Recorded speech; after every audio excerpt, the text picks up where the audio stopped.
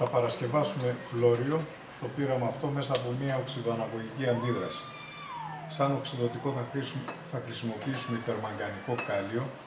Μπορούμε να χρησιμοποιήσουμε και διοξείδιο του μαγκανίου, δηλαδή πυρολουσίτη.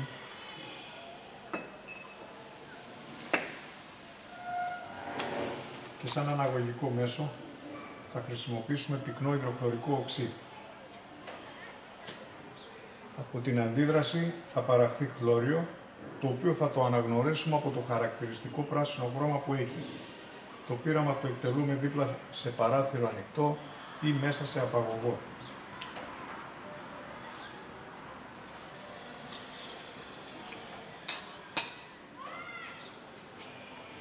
Βλέπουμε το σχηματισμό του αερίου χλωρίου.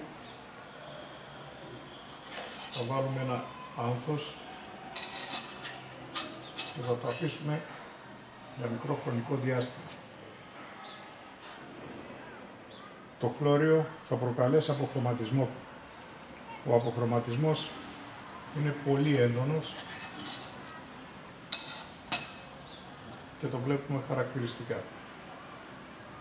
Τέλος του πειράματος.